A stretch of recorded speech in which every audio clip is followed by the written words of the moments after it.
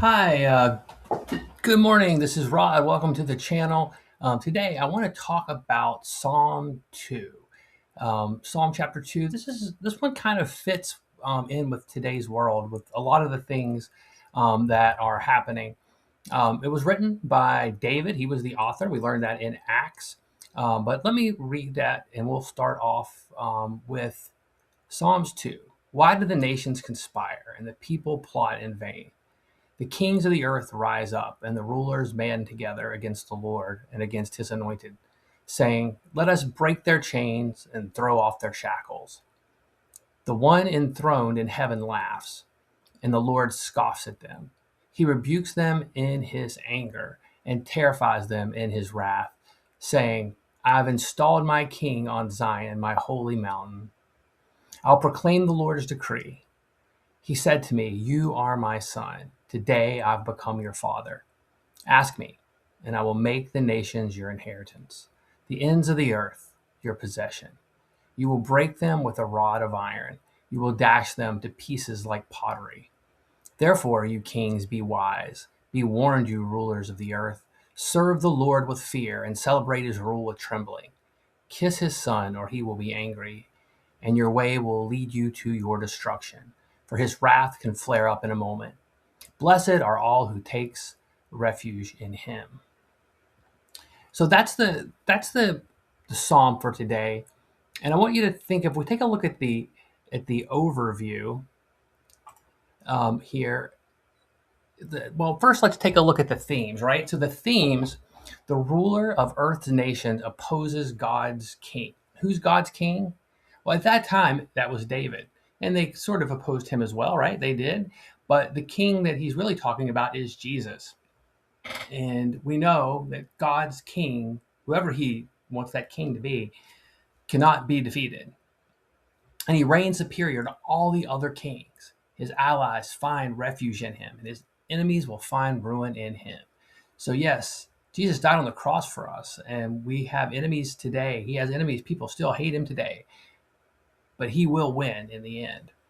And Zion, that refers to the hill, the mountain, the holy mountain that was where David's palace was built in Jerusalem. Um, some people still call Jerusalem Zion today. Now, let's take a look kind of at an outline of everything here. So, the psalmist begins by describing the kings of how the kings of the earth oppose God's anointed. And they plot to overthrow the plans of God, because once again, we humans think sometimes we're God or we're better than God, and God laughs at us, right? He laughs because he knows that we can't succeed against him. And God decreed that his king would reign from Zion and would not be overthrown. And then God said of his anointed king, "You are my son. Today I have begotten you." And then once again, he concludes by telling the rulers of the earth to make sure they partner with God's king, find refuge in him. And those who oppose him will find themselves the target of his wrath. And we don't want to be on the end of God's wrath. And then finally, how do we put that in an application? How do we make that work for us? Um, so the psalm, and they have some dual prophetic meanings, right? So that means that the Holy Spirit inspired David to write about this, and to write about what God's plan was in the future. There's a sense in which David was the son of God, and it was definitely true that the foreign kings, they all opposed David. They were always trying to kill him, and they schemed against him all the time, trying to topple him.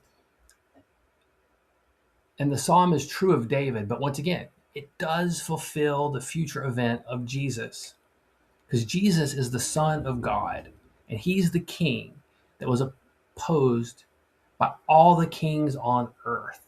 The nations, they've raged against him, trying to destroy him. He is the king who God set on his throne to rule over the people, right? And the apostles in Acts, they acknowledge that this psalm was referring to Jesus. So in Acts 4:25 through 28, The nations, Rome and the Jews and their rulers, Pontius Pilate, high priest Herod, they raged against Jesus, trying to destroy him.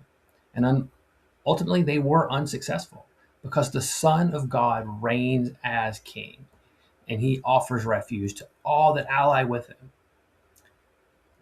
But he will crush anyone who opposes him like an iron rod against a clay pot. So, at the end of the day, the Bible points from the beginning to the end, and we'll go over this in a couple of different places, but from the beginning of the Bible to the end, it always points towards Jesus, it, the King of Kings. It points toward Jesus and what happens at the end of our time here on earth, because this is just a temporary place for us.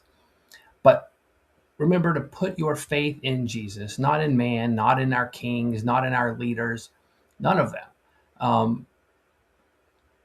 Put your faith in Jesus. And so thanks for listening. Please be sure to share and subscribe. And thanks for listening. Have a great rest of your day.